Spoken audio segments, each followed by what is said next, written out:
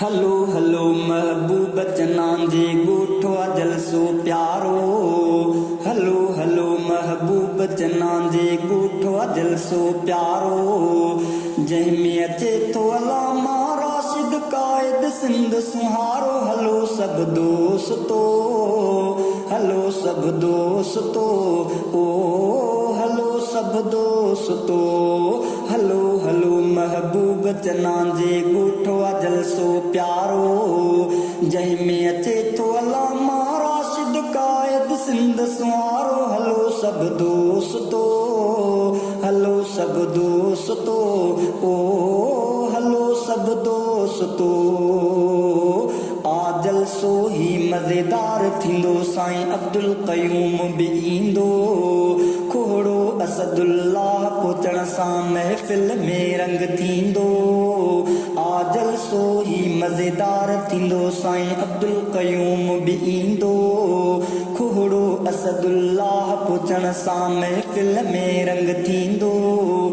डुमकी मुनीर संगत जी सिराज अब्बासी बि हाज़ुरी भरींदो। हलो सब दोस्तो, हलो सब दोस्तो, ओ हलो सब दोस्तो। हलो हलो महबूब चनान जे गोठो जलसो प्यारो। जंहिंमें अचे थो अलामा राशिद कायद सिंध सुहारो। हलो सब दोस्तो, हलो सब दोस्तो, ओ हलो सब दोस्तो। ख़त्म नबूवत कॉन्फ्रेंस ले नंढा वॾा कयो तैयारी। दावत ॾियो घर घर में मिठा, उथो निंड खकियो बेदारी। ख़त्म नबूवत कॉन्फ्रेंस ले नंढा वॾा कयो तैयारी। दावत ॾियो घर घर में मिठा, उथो निंड खकियो बेदारी।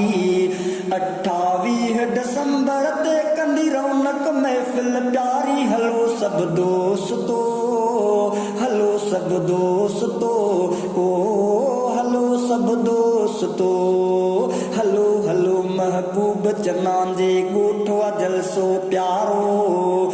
जंहिंमें अचे थो अलामा राशिद कायद सिंध सुहारो। हलो सब दोस्तो, हलो सब दोस्तो, ओ हलो सब दोस्तो। एजी अंसारी सां गॾु ईंदा जोधा जमियत वारा। जिते ख़ालिद महमूद ऐं मौलवी शुएब ख़ुशीअ मां हणंदा नारा। एजी अंसारी सां गॾु ईंदा जोधा जमियत वारा। जिते ख़ालिद महमूद ऐं मौलवी शुएब ख़ुशीअ में हणंदा नारा। गुल छटींदा कायद सिंध ते कारकुन जान निसारा। हलो सब दोस्तो, हलो सब दोस्तो, ओ हलो सब दोस्तो। हलो हलो महबूब चनान जे गोठो जलसो प्यारो। जंहिंमें अचे थो अलामा राशिद कायद सिंध सुहारो। हलो सब दोस्तो, हलो सब दोस्तो, ओ हलो सब दोस्तो। अब्दुल्लाह गदाणी चवे सदा उलमा सां गॾु रहबो। कदम कदम ते हाज़िर आहिनि हरगिज़ तिन खे छॾबो। अब्दुल्लाह गदाणी चवे सदा उलमा सां गॾु रहबो। कदम कदम ते हाज़िर आहिनि हरगिज़ तिन खे छॾबो।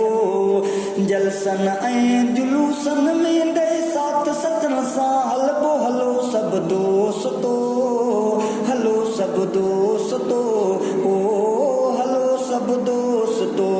हलो हलो महबूब चनान जे गोठो जलसो प्यारो। जंहिंमें अचे थो अलामा राशिद कायद सिंध सुहारो। हलो सब दोस्तो, हलो सब दोस्तो।